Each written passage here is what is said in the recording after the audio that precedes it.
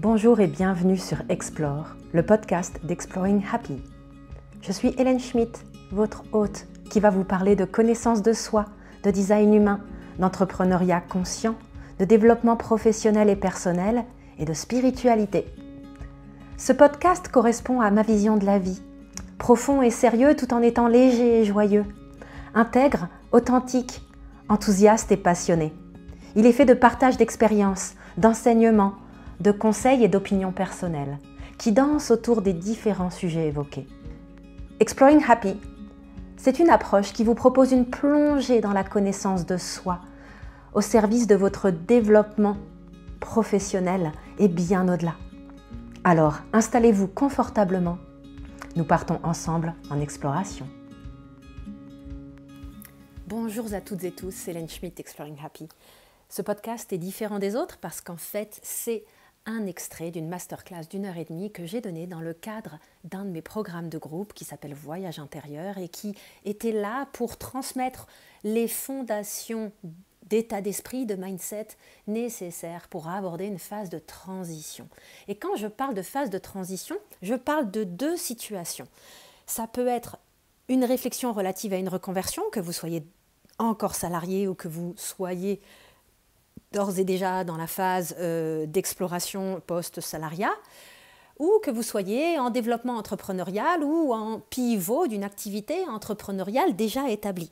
Dans tous les cas, la réflexion de transition va impliquer un certain nombre de paramètres communs, qu'ils soient liés à un abandon du mental et de s'abandonner à un travail d'introspection, de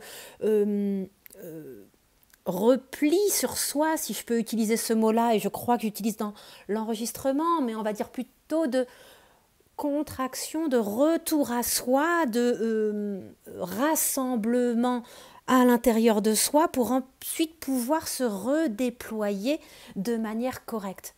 On va avoir tendance à essayer de se débarrasser de l'inconfort d'une transition et aussi parce que, c'est un des sujets que j'aborde, notre démarche peut tout à fait créer de l'inconfort auprès de notre entourage. Ceci étant dit, le meilleur service qu'on peut se rendre, et ce n'est pas tous les jours évident, j'en suis consciente, mais c'est la clé, c'est de lâcher tout agenda mental, tout contrôle, parce qu'il n'y a qu'en étant dans une démarche qui se chemine de plein de manières différentes, c'est d'ailleurs le but de Voyage intérieur, d'une démarche de reconnexion à soi, qu'on peut revenir à son centre et ensuite, comme je le dis, se redéployer. Donc cette masterclass, il y a un extrait qui dure à peu près 47 minutes de cet enregistrement qui à la base dure 1h30. J'ai enlevé tous les partages de mes participantes au programme pour préserver l'anonymat de tout le monde. Cette masterclass est pour moi quelque chose qui est extrêmement important à écouter ou à réécouter pour pouvoir revenir aux essentiels. Il y a toujours ce paradoxe de lâcher les enjeux pour paradoxalement trouver les réponses sur les choses qui sont justes pour nous. Et c'est quelque chose que je navigue encore quand je suis dans des réflexions régulières vis-à-vis de mon activité entrepreneuriale, parce que ce n'est pas un long fleuve tranquille, parce qu'il y a tout un tas de paramètres à apprendre à écouter, des signaux faibles, à prendre les choses en considération en regardant les choses, entre autres, comme évoqué aussi dans cette masterclass, sous l'angle de la gestion de l'énergie, sous l'angle également de ce qui nous anime, ce qui nous passionne. Il s'agit de ne pas se contenter de faire en fonction de ce qu'on sait faire ou de ce qu'on peut faire ou de ce qu'on a fait jusque-là. Les pivots, qu'ils soient petits, moyens ou radicaux, sont des éléments importants dans la société dans laquelle on vit lorsqu'on est quelqu'un qui a ce besoin de se sentir nourri par son activité, ce besoin de sens, ce besoin de contribuer, eh bien, on ne va pas se satisfaire de la routine bien longtemps. Et il va y avoir régulièrement des mues successives pour se rapprocher de nous-mêmes parce qu'on est un chemin en cours. Et c'est un autre élément, c'est que, on en parle aussi dans cette masterclass, la question de la quête d'absolu est un vrai sujet. Vous n'aurez jamais une réponse absolue. Vous aurez des étapes successives et qui vont vous permettre de récolter de nouveaux indices à propos de vous et de vous rapprocher à chaque itération, à chaque mue, un peu plus proche de vous-même. Et c'est vraiment tout ce que je vous souhaite. Donc, j'espère que les 47 minutes qui sont sur le point de se dérouler vous apporteront de la matière à réflexion, viendront vous rassurer, viendront vous faire regarder les choses et l'écosystème dans lequel vous évoluez dans le cadre de cette réflexion de transition sous un nouvel œil et surtout de manière constructive, mais également de manière réaliste. Et là, c'est un des sujets également abordés vis-à-vis de votre environnement humain, du lieu dans lequel vous êtes, car, comme je le dis à un moment donné, la définition de la folie, c'est de continuer à faire la même chose et d'attendre des résultats différents. Et c'est tout un tas de questions à se poser qui peuvent vraiment nous permettre de débloquer des situations où en premier lieu on se sentait bloqué, où on se sentait, comme je l'aborde au tout début de l'enregistrement, dans une sorte de vacuité, un flou, quelque chose de très confus, comme si on était dans une pièce noire et qu'on cherchait désespérément l'interrupteur. Eh bien, il s'agit de revenir à soi, de ralentir, de se regrouper et d'y aller tranquillement sans mettre d'enjeu ou de pression mentale à atteindre un objectif qui serait trop restrictif dans une temporalité qu'on essaye désespérément de maîtriser. Voilà, sur ce, je vous laisse. Bonne écoute. Mais revenons à cette session aujourd'hui. Je l'ai appelée les fondations communes à la transition de carrière et au développement entrepreneurial. Et j'ai cité ces mots. Je ne sais pas si certaines d'entre vous ont le tarot Osho Zen. Si vous le connaissez ou pas, c'est un deck de tarot qui est vraiment chouette. Et l'une des cartes s'appelle la vacuité.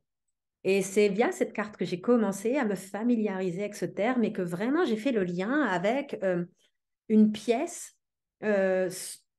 Imaginez, vous ne dormez pas chez vous, vous êtes gosse et vous ne savez plus où vous êtes, vous êtes levé, vous ne trouvez pas l'interrupteur et vous êtes là en train de tâtonner partout sur les murs sans savoir où vous êtes, aucun point de repère, il fait nuit noire, il n'y a aucun truc et vous cherchez l'interrupteur.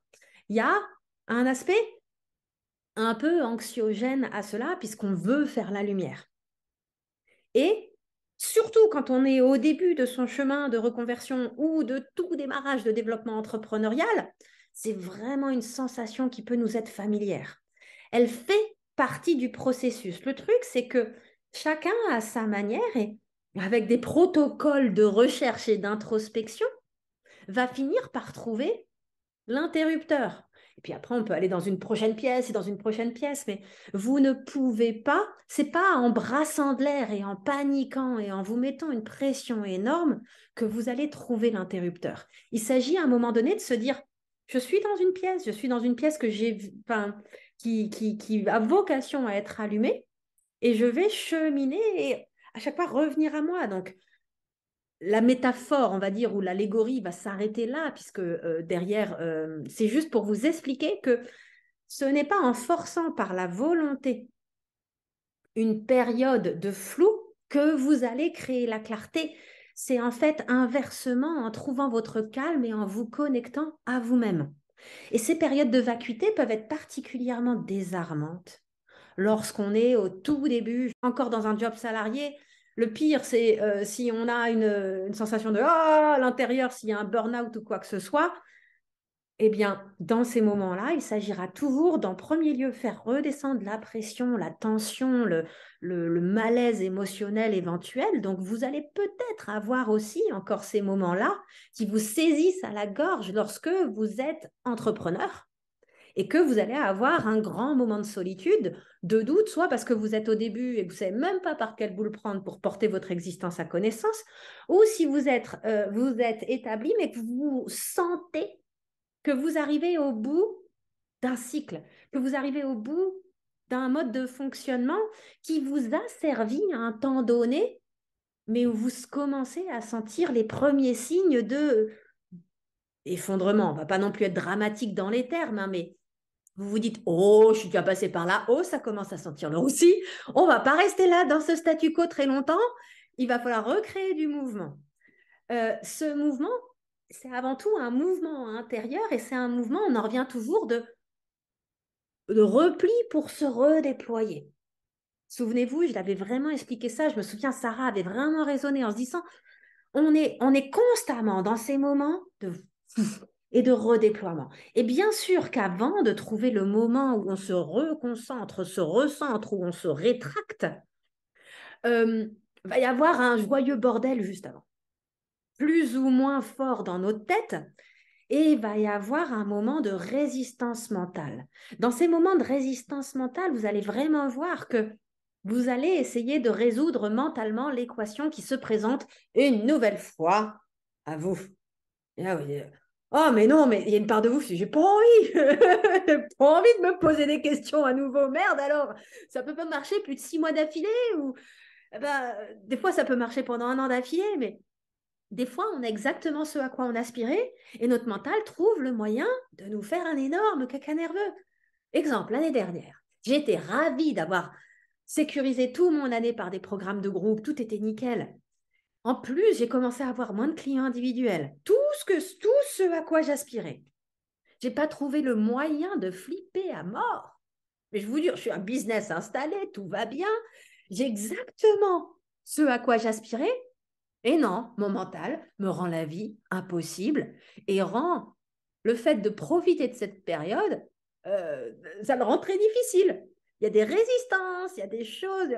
Oh. Et je suis le témoin et vous dire, tous les gens qui vous disent que ça leur arrive pas, sincèrement, ils vous mentent. Ils sont bloqués en bypass spirituel, ils sont dans un déni de la réalité du remue-ménage qui est à l'intérieur. C'est profondément humain et c'est profondément attaché à un parcours entrepreneurial. Vous n'y échapperez pas. Il y a vraiment quelque chose un mec que j'adore qui s'appelle Mark Manson. Qui est-ce qui connaît Mark Manson, l'art subtil de s'en foutre? Très chouette bouquin. Moi, je suivais Marc même avant qu'il écrive ce bouquin-là. Et il a un article qui l'appelle Les 7 moyens contre-intuitifs de trouver sa raison d'être. The 7 counter-intuitive way to find your purpose. Et dans cet article, qui est un de mes préférés de sa part, il parle du sandwich à la merde. Donc, il dit tout vient avec un sandwich au caca. Et c'est OK que certains sandwichs, vous ne soyez pas prête à les manger. Pour un écrivain, ça va être d'avoir son manuscrit refusé 100 fois et de le renvoyer une 101e, ou alors de bugger sur un paragraphe ou sur le démarrage de son bouquin, de se coucher frustré, amer, mitule, machin, de dormir comme il peut, de se relever et de recommencer. C'est le sandwich à bouffer quand on veut être écrivain professionnel. Et ça n'a rien à voir avec un talent d'écriture. C'est le sandwich. Mais les gens qui sont vraiment faits pour ça, ils vont le manger. Des fois, ça sera plus mauvais que d'autres. La plupart du temps, ils le mangent sans s'en rendre compte, ce qui sait que ça fait partie du job. Mais ce ne sont que des moments. Ce ne représente pas l'écrasante majorité de leur expérience. Et par ailleurs, c'est tellement juste pour eux.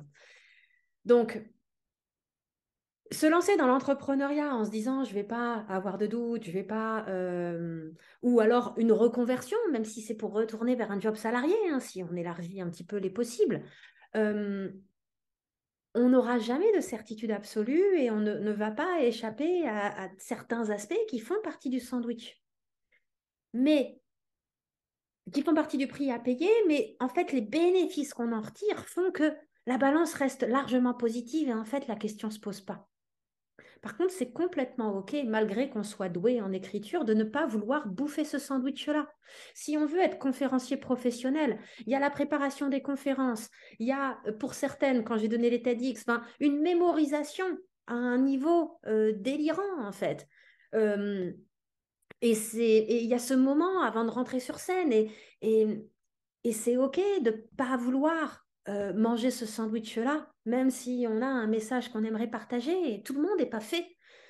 Certains vous diront il faut se dépasser, et oui, on peut se découvrir à soi-même, mais ça ne veut pas dire que le sandwich il va disparaître. On va juste se rendre compte que le bénéfice versus sandwich est vachement plus positif qu'on aurait pensé, qu'en fait, ça nous fait revisiter, mais ça ne veut pas dire que le sandwich disparaît.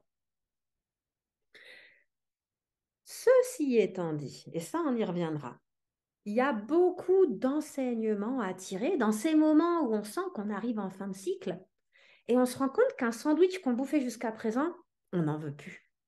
Donc ça va remettre en question un type de produit, ou, enfin de service, ou alors un type de client.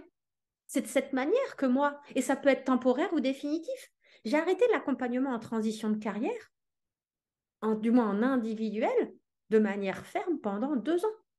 Et là, je réouvre. Alors, il y a ce programme qui est lié à la gestion de la transition plus largement, mais à un moment donné, j'en pouvais plus d'accompagner des gens dans cette phase de vacuité. Et ça n'avait rien à voir avec eux et la réalité de leur situation et leurs besoins d'accompagnement, c'était plus correct pour moi.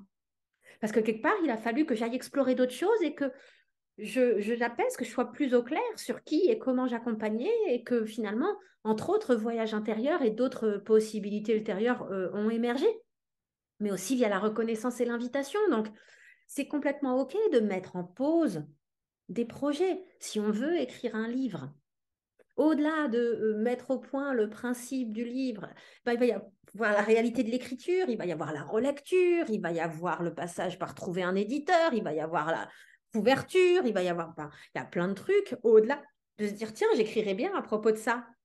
Non, la réalité du quotidien va nécessiter tout un tas de tâches et c'est OK que vous ne soyez pas encore prête pour ça pour le moment. Donc, si on revient à ce que je voulais vous dire, même si là je fais en sorte de ne pas trop dire dès maintenant des choses que je vais vous dire plus tard, mais ça reste quelque chose de se dire, à partir du moment où on est dans le flou concernant notre prochaine étape, on est aussi dans le moment où tout est possible, mais avant d'avoir vraiment ce rebond et cette réexpansion vers les possibles, il y a vraiment cette notion de repli sur soi. Et dans cette période de repli sur soi, c'est quelque chose, il faut se dire qu'il y a une transition qui se passe en vous. C'est une transition qui, du coup, va impacter les gens qui sont autour de vous. Donc, le but, c'est de naviguer ça en conscience, de ne rien juger chaque phase, que ce soit les crises de mental, que ce soit le sentiment, le champ des possibles, mais aussi avoir le tournis avec le champ des possibles. Le plus dur, c'est de faire la paix avec le fait que c'est OK de ne pas savoir et rester à la fois en ouverture tout en étant dans un chemin de rencontre de soi. Donc, dans les cas dans lesquels la majorité d'entre vous êtes, les priorités numéro un, ça va être plutôt que faire. Ça va être se reconnecter à sa joie. Et donc, la troisième partie, c'est la gestion de l'énergie vis-à-vis de faire un peu l'état des lieux de ce que vous faisiez jusqu'à présent et de la manière dont ça venait vous impacter énergétiquement.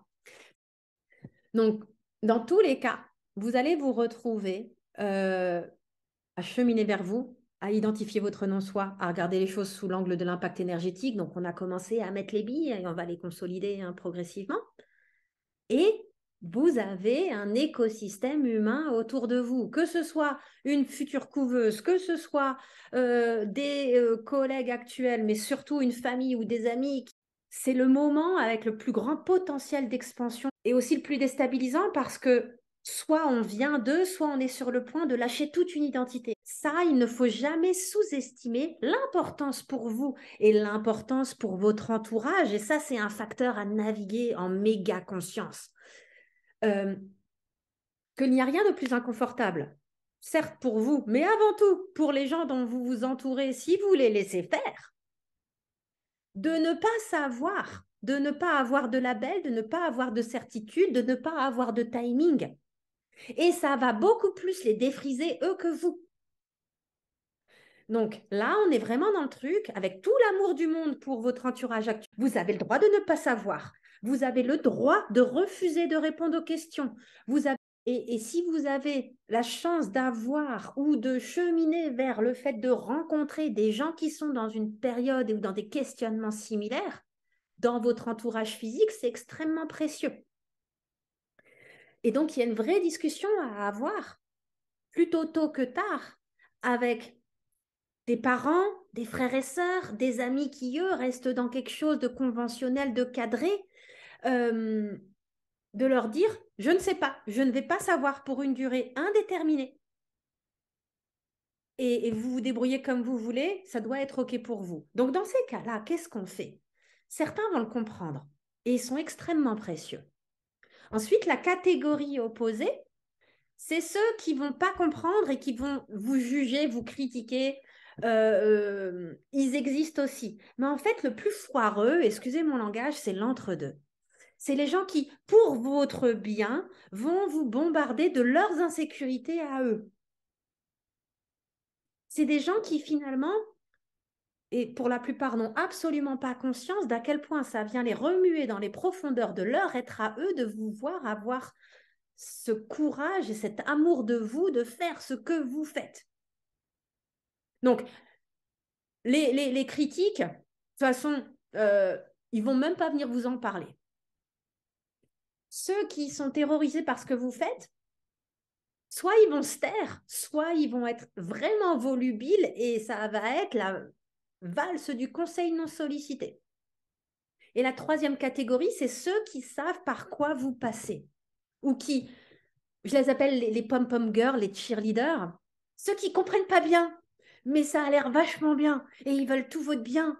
Et ils sont en mode, je sais pas ce que tu fais, mais vas-y, c'est super. Ceux-là aussi, on les aime beaucoup. Ils existent, c'est précieux. Donc, on veut soit les pom-pom girls, soit les gens qui vous posent même pas les questions tellement ils savent à quel point c'est une période spéciale. Soit ils partagent avec vous, soit ils vous disent, ben, si tu as besoin d'en parler, je suis là, mais si tu n'en parles pas, fais ton truc. Et donc, il s'agit d'expliquer à ceux qui ont tendance à projeter les peurs en disant, écoute, moi, je fais mon max pour me libérer de ces peurs qui t'habitent parce que je sais qu'autre chose est possible. Ça ne veut pas dire que ce sera simple. Ça ne veut pas dire que j'ai la clarté, mais je suis sur ce chemin-là. Donc, je sais que quand tu me parles de tes peurs, c'est un acte de ton point de vue où tu prends soin de moi, où c'est aimant. Mais en fait, c'est vraiment pas utile. C'est vraiment pas constructif. C'est des choses dont justement je travaille activement à me défaire. Je travaille à les identifier et à m'en défaire. Et soit tu chemines avec moi, ça sera génial, soit en fait on fait en sorte de parler de plein d'autres choses, mais pas de ça. Certaines personnes, vous pourrez avoir cette discussion avec eux, ils l'entendront. D'autres, il s'agit tout simplement de changer votre stratégie et de changer votre manière de les voir. Il ne s'agit pas de tout d'un coup les éviter et les traiter comme la peste.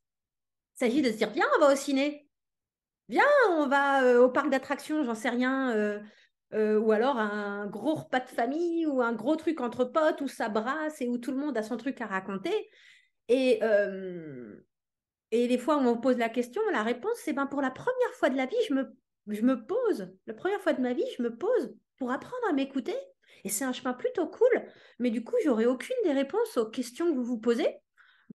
Si vous êtes curieux de savoir ce que je fais pour ouvrir mes perspectives, je vous en parle volontiers. Mais si vous cherchez en moi une réponse absolue ou une garantie, je ne serai pas en capacité à vous donner ça. Et ça, le dire aux gens, alors on apprend à le dire, hein. Au début, euh, on va être tenté d'essayer d'inventer des réponses pour se débarrasser soit de l'inconfort que leur question crée, soit essayer d'amenuire leur inconfort à eux. Parce que souvent, si on veut être honnête avec soi-même, c'est ce qu'on fait. Donc, vous pouvez aussi inventer des fausses réponses pour vous débarrasser de leur inconfort à eux. Vous savez que vous faites un bon gros mensonge, mais que c'est pour vous foutre la paix.com, quoi. C'est vraiment là, c'est un sujet vraiment important à aborder, de se dire, ça va se passer. Il y aura toutes les catégories. Et certains vont accepter d'être bottés en touche, d'autres, ils vont rien lâcher. Donc, à un moment donné, inventez un bon gros mensonge. Et puis, vous ne les voyez plus, en fait, ou vous imitez. S'entourer en conscience et rediriger l'énergie. Et oui, les parents ou les frères et sœurs vont être les plus incrustants. Un conjoint qui ne comprend pas aussi, c'est chiant. Donc, je vous souhaite de ne pas être dans cette situation, mais on ne va pas se mentir, ça peut vite être compliqué, hein. L'autre vrai problème, c'est que cet entourage à multiples intentions et multiples attitudes ont du mal avec le et. Eux, ils fonctionnent en t'es ça ou ça ou ça. Ils veulent vous mettre dans une seule case. Par contre, si vous décidez de faire, j'en sais rien, des soins énergétiques et de la consultance en marketing et communication et du scrapbooking et que vous avez une petite passion pour, je ne sais pas moi, le coaching ponctuel, alors il y a ce terme, vous savez, les labels que j'aime pas, on appelle slasher ou j'en sais rien, ou multipotentiel. Mais à un moment donné, là, bon, j'ai balayé large, mais vous pouvez être deux choses à la fois ou trois choses à la fois. Vous pouvez tout à fait continuer à être ça, développer ça et vous former à un troisième truc.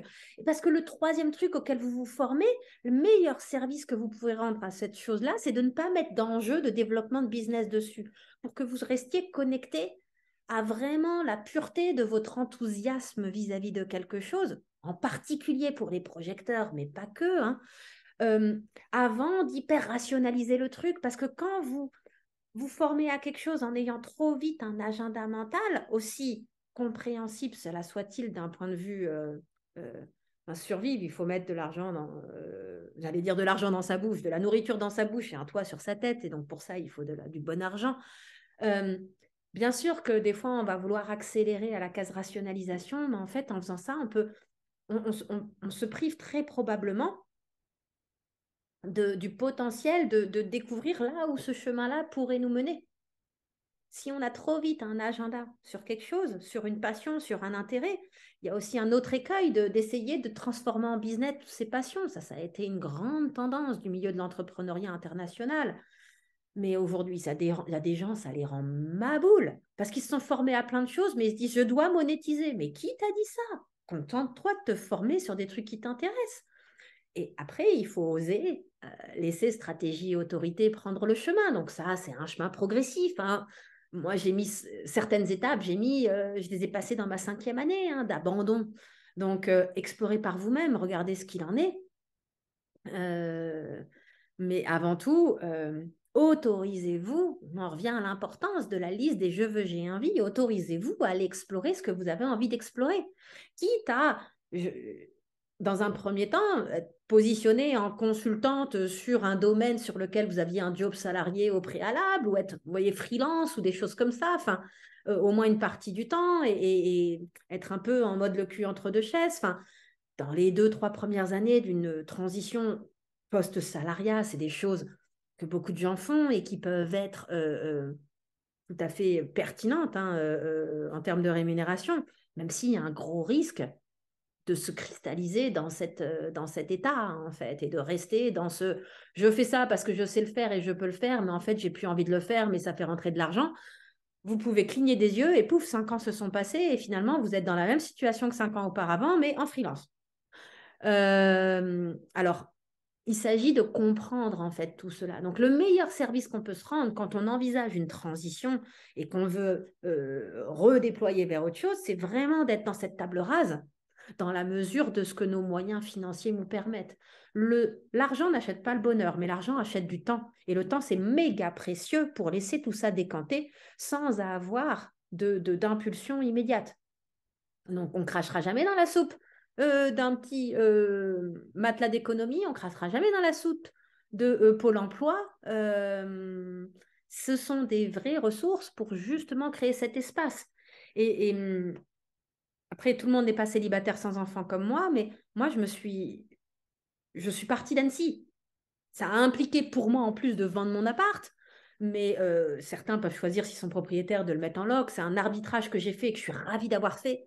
Mon spleen me disait, vas-y, et j'avais aucune idée du design humain à l'époque, mais c'est vraiment le meilleur choix que j'ai pu faire, c'est de vendre mon appart, même si je l'avais acheté 3 ans et demi auparavant. Meilleur choix que j'ai pu faire. Euh, Parce que j'étais libérée de toute entrave. J'avais pas la charge mentale d'un locataire, d'un chauffe-eau qui tombe en panne alors que je suis à Bali. Enfin, bref, à un moment donné, ben moi, je relocalisée dans le sud-ouest de la France. Enfin, c'est pour ça d'ailleurs que je connaissais déjà plein de gens ici. Et que maintenant, quand je viens régulièrement ici, ben, j'ai un écosystème très vivace, hein. Donc,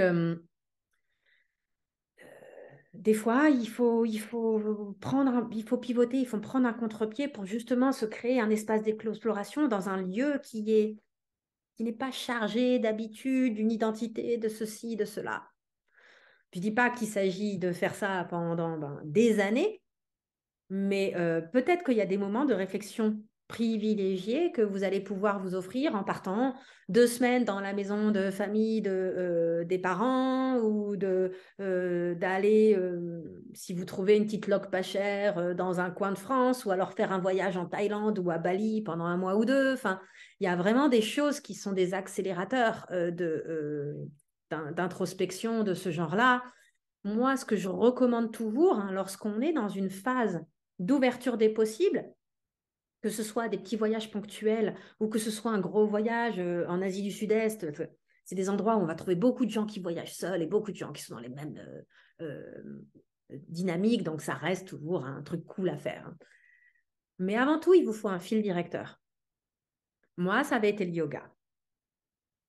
C'est à un moment donné de se recentrer sur soi et de s'ouvrir à l'aventure. Eh ben, c'est bien d'avoir quelque chose qui nous est familier, qui vient nous créer une routine, qui vient nous créer un référentiel, qui nous permet de rencontrer des gens. Donc, ça peut être, moi, j'étais à l'aise avec l'anglais, donc je partais en stage de yoga. J'ai été 2 fois aux Canaries avec un organisme qui s'appelait Azulfit, et c'était vraiment génial. Et j'ai rencontré des gens super cool là-bas. Que ce soit le staff de la retraite de yoga ou que ce soit les stagiaires, ça a toujours été extrêmement nourrissant. Euh, D'où la liste des je veux, j'ai envie et de se dire, OK, comment je peux trouver mon fil directeur en fait. Aussi, quand on est dans une phase de transition ou quand on a du temps, au-delà du yoga qui était mon fil directeur de voyage, c'était aussi le truc qui venait me rythmer mes journées.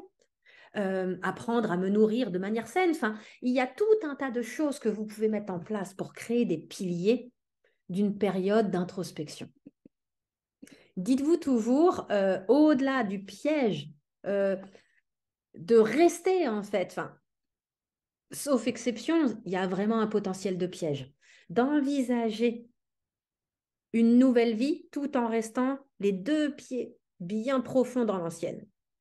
Et donc, les pieds profonds dans l'ancienne, c'est l'entourage humain, la localisation géographique, c'est vraiment les 2 éléments principaux, et les sujets de discussion d'une manière générale, donc la nature des activités que vous créez. Donc, vous pouvez, à travers de nouvelles activités que vous allez développer, qui sont plus alignées avec des centres d'intérêt, redéployer progressivement un écosystème humain. Des fois, la localisation géographique, ça peut être juste un petit déménagement ou ça peut être de complètement réorganiser un logement. Mais après, votre entourage humain, si vous êtes en transition de carrière, c'est OK de les voir moins ou de les voir dans des contextes différents et de vous créer de l'espace. Il y a cet adage, alors il est associé à Einstein, mais rien ne prouve que Einstein l'a dit, hein. La définition de la folie, c'est de continuer à faire la même chose et d'attendre des résultats différents. Et ça, quelle que soit votre période de transition, que l'entrepreneuriat soit établi, qu'il soit en démarrage ou que vous soyez en période de transition et de vacuité extrême, vous aurez. Ça ne veut pas dire que vous n'y arriverez pas, ça veut dire qu'il y aura une inertie. Vous savez, quand vous avez déjà marché sur la côte atlantique, le contexte fait, il y a un phénomène qui s'appelle les bancs de sable et les baïnes. Donc, quand on est à marée descendante, il y a toujours un banc de sable et une zone plus creuse qui s'appelle les baïnes, et c'est là qu'il y a des risques de noyade, de machin, parce qu'en fait, à marée descendante, la baïne se vide. Et à marée montante, la baïne se remplit. Donc, si vous marchez dans la baïne à marée montante, vous allez devoir déployer une force. Alors, stop pour les jambes, hein. C'est comme si aussi vous êtes dans une thalasso et vous marchez à contre-courant. Oh, chaque pas, c'est vraiment, on a des poids, enfin, il faut aller contre le courant. Bien, ça va vraiment être cette mécanique qui est à comprendre que il peut y avoir des changements subtils, certains plus radicaux, ou ça peut être comme je dis souvent aux gens, moi j'étais même pas consciente de ça, j'étais dans une telle détresse de burn-out. Il a fallu que je fasse un reset complet. Et après, ça m'a mené à Bali un an après le reset complet, mais j'avais aucune idée. J'étais complètement paumée, j'étais encore sous anxiolytique, je faisais de l'insomnie totale. Enfin, j'étais dans un état que, idéalement, il ne faut pas vous poser dans cet état. Je dis toujours, ne faites pas ce que j'ai fait, mais il y a des gens qui ont besoin d'aller au bout de la connerie, qui ont besoin de taper le mur, s'exploser la tête contre le mur, et certains ont besoin de le faire plusieurs fois. Ça veut dire que ça fait partie de votre caractère et de votre parcours de vie, hein. Mais si vous n'êtes pas comme ça, vous pouvez vraiment mettre en place en conscience des choses. Donc, faites l'état des lieux. d'un moment donné, ce qui vient créer votre zone de confort et ce qui fait que vous vous retrouvez dans des routines où vous passez à côté de l'opportunité de travailler sur vous ou d'aller méditer ou ceci ou cela et essayer de voir quel changement, petit, moyen ou grand, pourrait être envisagé à court terme ou à moyen terme. Là, ce serait dommage d'envisager du long terme. Donc, quand je dis moyen terme, c'est quelques mois, vous voyez. Euh, et c'est là qu'il y a vraiment cette notion de planification en conscience dont j'ai prévu de parler à la fin de la session. S'il y a bien un truc qui m'a été extrêmement utile, mais même dans l'entrepreneuriat établi, c'est de fixer des périodes de vacances à l'avance. Moi, j'ai déjà mes vacances de... Alors, qui l'eût cru, hein, j'adore être en vacances en août, mais ce n'est pas forcément un endroit, un moment où je pars parce que tout est hors de prix. Ce n'est pas forcément les moments où je vais partir, vous voyez. Mais c'est important d'une manière générale de fixer des périodes euh, où vous savez que pour 3, 4, 5 jours, voire une semaine, vous allez être off. Quand j'ai planifié mon année, on va dire mes moments de pause, je savais que janvier, février, mars allait être dense, donc j'avais prévu d'être off 5 jours en avril. Donc j'avais mis temps off à confirmer dans mon agenda. C'est un temps vraiment que je m'étais avant tout créé en conscience parce que je me connais assez pour savoir que j'allais avoir besoin de ce temps.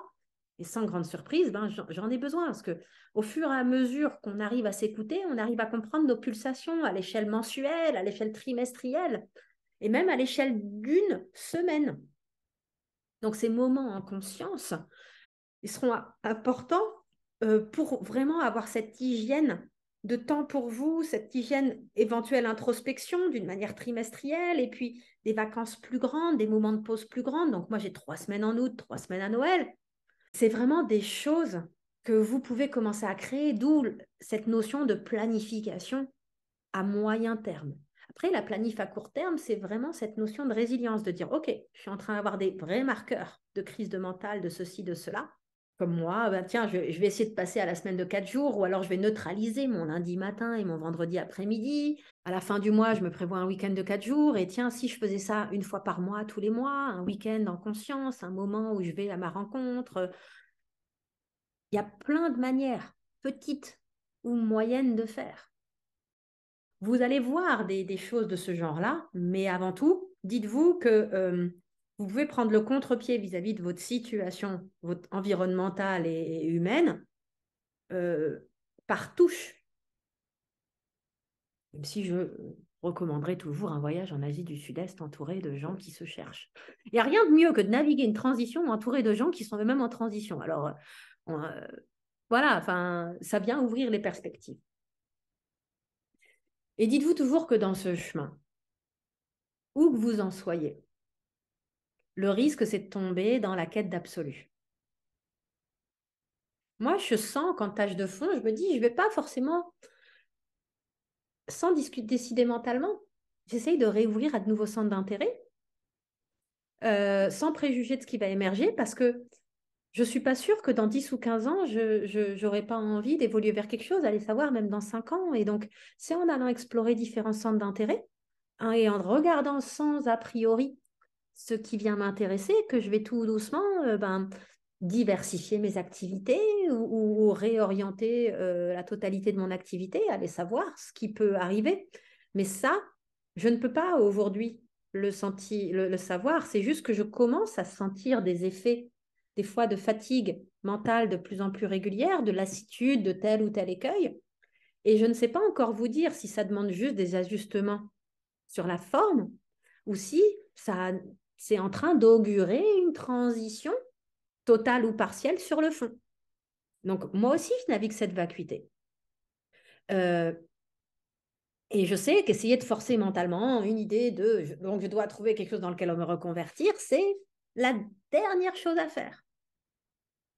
Il s'agit de cultiver ces temps en conscience. Je pense que je finirai potière un jour. Je finirai par faire une formation poterie. C'est depuis que j'ai 7 ans que je veux faire de la poterie et j'en ai jamais fait. C'est dingue, hein. Allez savoir. Euh, donc là, je l'ai écrit, si je lis ce que j'ai écrit sur la quête d'absolu, reconnecter à soi petit à petit, aller à la rencontre de soi, dépoussiérer les envies, activer ou réactiver les inspirations. Euh, le truc, c'est que la quête d'absolu, elle nous fige dans un scénario, dans un objectif, souvent décidé mentalement. Et donc, on passe à côté du processus de découverte, ce qui nous anime, en fait. On ne sait pas ce qu'on ne sait pas. Donc, c'est vraiment ça. Et il y aura des fausses pistes, il y aura des maladresses, il y aura des putschs du mental, il y aura des choses où on met la charrue avant les vœux, et il y aura aussi de très belles percées. Donc, c'est vraiment des choses importantes à comprendre. Et pour ça, c'est bien d'identifier, si on revient aux personnes qui vous entourent, donc on a parlé un peu des écueils de notre entourage actuel, mais il y a aussi des personnes ressources. Ces personnes ressources, c'est soit des gens, donc on l'a vu, là, les meilleurs à ceux qui savent par quoi on passe, soit des gens qui sont nos fans inconditionnels ou nos supporters inconditionnels. Donc ces deux catégories resteront toujours chouettes. Et faut, ici encore, vous savez, je suis une grande fan des listes, il ne faut pas hésiter à faire une liste. Moi, ça fait très longtemps que je ne l'ai pas mobilisé, mais je l'avais appelé à l'époque de manière un peu dramatique, des listes de personnes à contacter pour me souvenir que je suis une bonne personne. Je sais plus pourquoi j'avais sorti ce nom-là, mais d'une manière générale, des gens, vous savez que ils vont vous réouvrir vos possibles, ils vont vous rebooster, ils sont eux-mêmes sur un parcours similaire. Euh, et il y a aussi des gens, que ce soit des gens qu'on connaît ou des gens qu'on admire.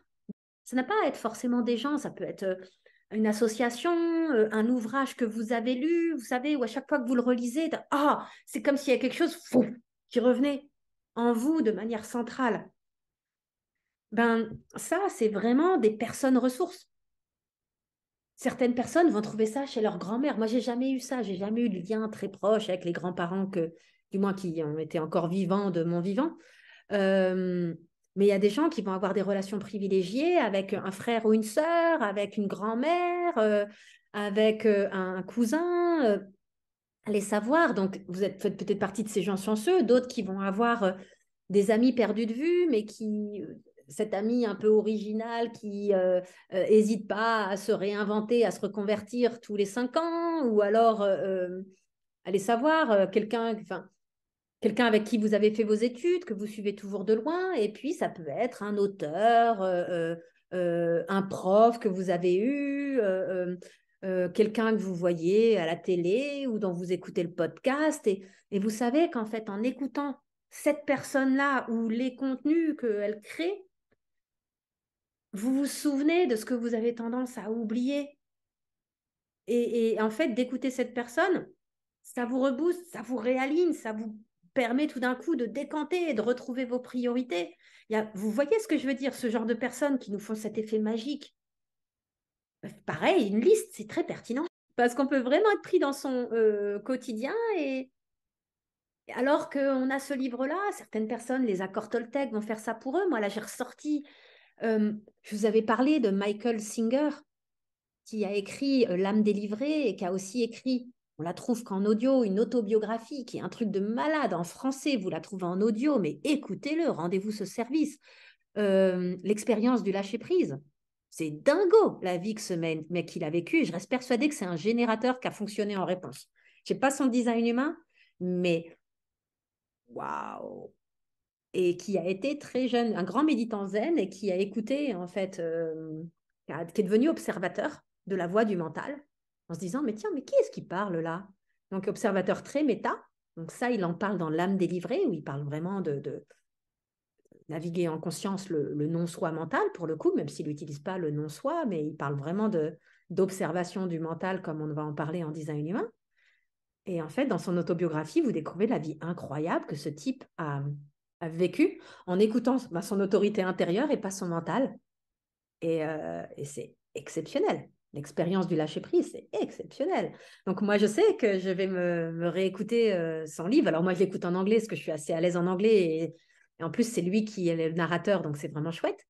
C'est un monsieur qui a à ce jour à peu près 70 ans, je dirais.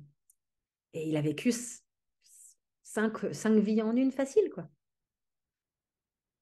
Donc, il s'agit de trouver, j'ai aussi Brené Brown, je vous en avais déjà parlé, avec son Netflix spécial, L'appel au courage. Enfin, moi, elle fait partie des personnes qui me recentrent.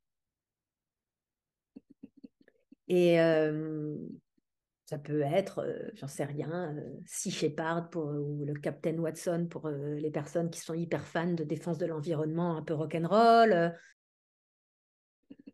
On est le produit de notre environnement. Si on regarde 2 secondes les choses vis-à-vis du design humain, qu'est-ce que le design humain vient nous dire? Qu'on est un être qui a un fonctionnement énergétique donné et qui va influencer autrui, mais que aussi, l'environnement vient nous influencer. Donc, bien sûr que vous pouvez regarder ça sous l'angle de la compréhension mécanique que vous apporte le design humain, mais si vous dézoomez, d'une manière générale, vous êtes le produit de votre environnement. Il y a un adage que j'utilisais beaucoup qui a dit on est la moyenne des 5 personnes avec qui on passe le plus de temps. Je l'élargis aux personnes avec qui même on peut virtuellement passer du temps ou alors les sujets auxquels on s'expose le plus. Donc, il ne s'agit pas d'être dans le déni de la réalité de ce qui se passe dans la société, mais moi, je suis très peu au courant de la politique ou tout ça.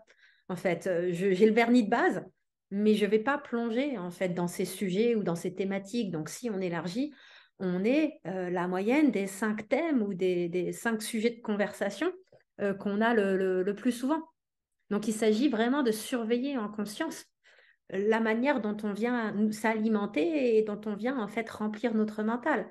Surtout que l'écrasante majorité d'entre vous, si ce n'est toutes, avaient la tête non définie. Donc, on est vraiment des réceptacles tous azimuts à un paquet de merdier, en fait. Et c'est OK, surtout quand on est en transition de carrière, de se mettre en conscience dans une bulle totale ou partielle. Ça sera plus simple quand on est, encore une fois, célibataire sans enfant, mais c'est tout à fait navigable dans des moments où on en revient choisis en conscience, qui sont aussi les moments qu'on va choisir pour aller ouvrir nos possibles.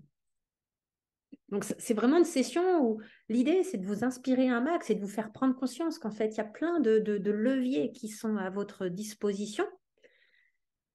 Et mieux vaut dire oui et que oui, mais ça, c'est vraiment quelque chose d'autre à surveiller dans notre langage. Parce que quand on dit oui, mais, on dit non. On donne une objection directe ou indirecte, consciente ou inconsciente à quelque chose. Alors que si on dit oui et, on accepte la pluralité des possibles. On accepte qu'une situation peut être ça et ça et ça. Plutôt que de dire c'est ça, donc je ne peux pas faire ça, ça, ça. Ça, c'est oui, mais. Il y a une vraie négation dedans. Et oui, et ça vous éduque à vous dire, je peux être dans cette situation-là et dans cette situation-là, dans 2 aspects de ma vie.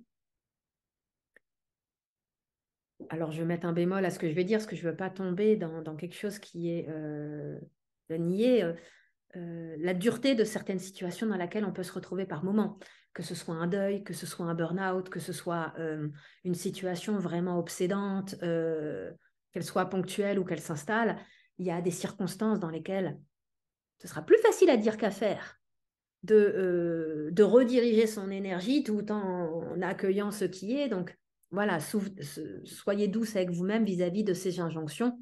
Il ne s'agit pas de nier la réalité des fois de points d'arrêt qu'on peut avoir dans notre vie qui doivent être accueillis avant d'être éventuellement traités et libérés.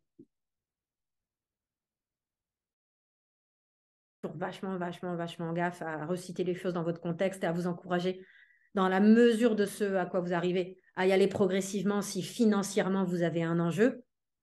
Mais par contre, si vous avez une visibilité financière et que vous pouvez vous lâcher la grappe pour au moins les 3 mois à suivre sans qu'au bout des 3 mois, vous soyez pendu, par pitié, faites-le. Moi, je fonctionnais par période de 3 mois.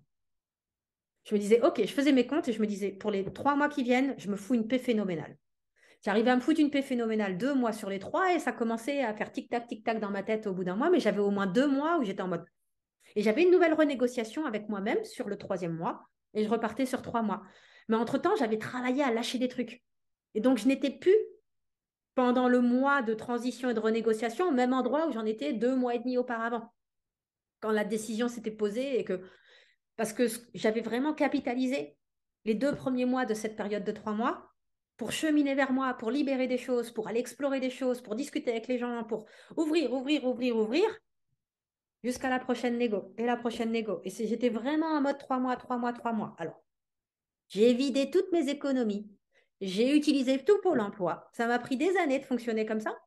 Bien sûr, à un moment donné, les choses sont bien faites. J'ai commencé à avoir des premiers clients et puis ça a été de plus en plus, mais ça a été très lent, très lent, très, très lent. C'était correct pour moi de fonctionner comme ça. À vous, un mot avant tout, de trouver ce qui est correct pour vous. Mais cette notion de négocier avec soi-même de 3 mois en 3 mois, au moins au début, ça me semble vraiment pertinent en fait. Parce que le monde ne va pas s'effondrer, même si on est à son compte, si on lève le pied. Donc 3 mois, donc en vrai 2 mois sur les trois, parce que votre mental, il ne va pas vous foutre la paix plus de 2 mois, sauf si vous êtes très forte, hein. Euh, mais voilà, créez-vous ça et vous allez voir, ça repart quoi.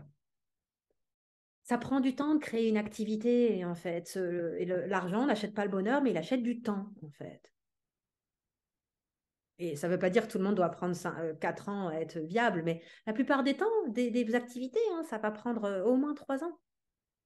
C'est la réalité. Et c'est pour ça que la plupart des gens arrêtent au bout de 2 ou 3 ans. Un, naviguer l'incertitude. Et deux, il faut avoir les reins solides pour passer le cap. Et j'ai vu des gens qui, au bout j'ai une cliente, Cindy, qui a signé sa rupture conventionnelle et direct, elle a eu des clients parce qu'elle était sur le bon créneau, sur le bon truc, une ligne 4 dans le bon réseau. Il s'agit avant tout de se dire, vous savez quoi, pour les 2 mois qui viennent, je me lâche la grappe et j'explore tous azimuts différentes options. Dans tous les cas, allez sur des choses qui vous apportent de l'énergie, qui vous apportent de la joie, qui vous apportent de l'inspiration. Moi, il y a une règle, c'était la DRH de mon dernier job qui m'en avait parlé un jour, qui m'avait dit, tu sais, Hélène, il y a un truc qui est la règle des 60%. Et le truc qui est fou, c'est qu'elle l'a, un an à, non, plus, 2, 3 ans après, je l'ai revue en revenant de Bali. Elle m'avait invité à être speaker à une conférence. Elle venait de quitter la boîte dans laquelle on s'était rencontrés. Elle m'avait dit, c'est la règle des 60% en fait. Comment veux-tu fonctionner correctement s'il n'y a pas au moins 60% de ce que tu fais qui t'anime et qui te met en joie pour pouvoir gérer les 40% restants? C'est des maths de base. Or, aujourd'hui, on est dans un monde dans lequel on va soit dans un job salarié, là, n'en parlons pas, on se trouver chanceux si on est passionné par 10, voire 20% de ce qu'on fait. Là, on se considère incroyablement chanceux. Et derrière, on se cogne 80% de trucs au mieux neutres, voire vaguement chiants, et au pire, des trucs qui aspirent la vie hors de nous, tellement c'est contre nature. Donc ça, c'est une réalité des jobs salariés, mais attention, quand on est à son compte, d'où l'intérêt de se dire à un moment donné, où est-ce que je me suis retrouvée malgré moi dans les 80-20 avec 80 de trucs qui m'ennuient, j'appelle ça la zone grise. Vous savez, c'est comme les gens, on en parle peu parce que c'est une zone, on a un peu honte de ressentir ce qu'on ressent. Il y a les gens qu'on aime beaucoup, on est avec eux, on passe 1 heure avec eux, ça nous rebooste, ça nous inspire, tout cela. Faites une liste de ces gens-là par pitié. Inversement, il y a ceux, on passe une demi-heure avec eux, ils font que se plaindre, ils aspirent la vie hors de nous, on est au fond du seau, on met 2 jours à s'en remettre. Et puis, au milieu, il y a la zone grise. Les gens, on n'a rien contre eux. Ils n'ont rien de mal. Mais alors, si on passait nos journées avec eux, qu'est-ce qu'on se ferait chier? Et le truc, c'est que euh, on a tendance à remplir notre vie. Alors, ça ne veut pas dire qu'il faut arrêter de les voir.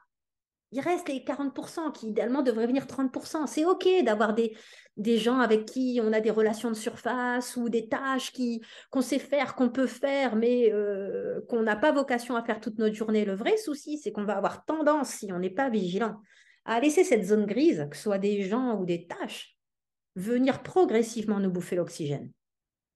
Et très peu sont des obligations. C'est des modes de fonctionnement qu'on a fini par mettre en place. Donc, c'est pour ça que quand je vous demande d'évaluer l'impact énergétique des tâches ou des gens et que je vous donne les trucs, il ne s'agit pas de juger, il s'agit d'être honnête avec la réalité de ce que vous ressentez. Et ça ne veut pas dire qu'il va falloir tout balayer du jour au lendemain, mais ça va des fois vous faire un constat un peu raide de vous dire merde, merde. Parce que quand on est à son compte, on peut se tendre des énormes pièges de ce genre-là. Mais quand on est aussi en train de créer une nouvelle activité ou d'y réfléchir, ben, ça nous permet d'aller vers nos zones de génie, nos zones de passion. Et donc, entre les choses qui vous apportent de l'énergie, que ce soit des choses que vous fassiez déjà, ou des choses que vous avez envie de faire, ou des tâches que vous avez fait, où vous êtes non seulement super forte, mais en plus vous adorez ça. Et voilà, nous sommes arrivés à la fin de l'enregistrement. J'espère que celui-ci vous a plu, que vous avez pu en extraire quelques petites idées, quelques électrochocs de compréhension, peut-être de choses que vous avez mal fait ou de pivots que vous pourriez faire vis-à-vis de votre rapport à une transition. Il faut comprendre que c'est avant tout un état d'esprit. La seule chose qui est permanente dans la vie, c'est l'impermanence. Et ce n'est pas en s'accrochant coûte que coûte à une situation, qu'elle soit professionnelle, à un lieu, à un moment de vie, que vous allez pouvoir la maintenir. On ne peut pas mettre la vie en bouteille. La vie est faite d'imprévus, la vie est faite de rebondissements, la vie est faite de pivots et de transitions. Et moi, je continue à cheminer cela dans ma vie, qu'elle soit professionnelle ou personnelle, et il s'agit d'être à l'écoute de nos signaux faibles pour éviter de se retrouver dans une situation de crise qui fait que derrière, on va mettre un enjeu exacerbé sur une décision de reconversion, de pivot entrepreneurial, de même aller dans un autre sujet de déménagement, etc. Donc, à travers ce genre de démarche et en cultivant l'état d'esprit d'introspection, de créer du temps pour soi, ces éléments auxquels je fais référence par moment, de faire de la planification à moyen terme, à long terme, d'avoir des temps off, peut-être un long week-end par mois, ou alors au-delà des grandes périodes de vacances, eh ben, une semaine introspective, ou passer à une semaine de travail de 4 jours, dont un jour va être dédié à cultiver les choses qui vous passionnent, à étudier des choses que vous avez envie d'étudier sans y mettre d'enjeux de reconversion ou de développement professionnel immédiat dessus. Enfin, tout cela, ça se cultive. C'est pour ça que je dis que c'est un état d'esprit. Et bien sûr qu'on aspire tous à être dans une période de vie régulière où on n'a pas à se poser toutes ces questions. Je ne dis pas qu'il s'agit d'être constamment sur le qui-vive. Je dis juste qu'il s'agit inversement de ne pas résister coûte que coûte lorsque les premiers signaux de lassitude ou de questionnement émergent, et de les embrasser. Et pour cela, c'est là que cet état d'esprit arrive, de dire je continue à investir du temps et de l'énergie dans ce qui m'anime, même si ça n'a pas de vocation professionnelle immédiate, sans préjuger de si et comment ça va me mener ou pas un jour à une autre vie professionnelle, ou à rencontrer des gens qui, de fil en aiguille, vont m'amener à voir les choses différemment. On ne sait jamais de quoi la vie sera faite. Et donc, cette approche d'embrasser les transitions et de s'abandonner à elles, et aussi de créer des moments un peu plus profonds où on va aller avec plus d'intention cheminer en soi, c'est extrêmement précieux. Pour cela, vous l'avez entendu partout, je trouve aussi que le design humain est extrêmement utile dans, on va dire, l'écologie introspective du quotidien, ou dans des moments de bilan un peu plus spécifiques. Mais heureusement, ce n'est pas le seul outil qui peut vous permettre de rentrer à l'intérieur de vous, voir les choses sous l'angle de l'impact énergétique qu'elles ont sur vous. C'est également extrêmement porteur. Et surtout, sortir des je sais faire, je peux faire, donc je vais faire ça, c'est salvateur. Enfin, souvenez-vous que vous pouvez être et faire plusieurs choses à la fois. Vous n'êtes pas obligé de choisir un seul job, une seule identité, un seul label, et de comprendre que la société va vraiment nous amener à fonctionner comme ça, malheureusement, c'est un premier pas pour apprendre à se défaire de ce conditionnement-là. Allez, je vous souhaite une bonne continuation, et n'hésitez pas à liker, à partager, à commenter pour me dire si et comment ces différents éléments vous ont aidé. À bientôt!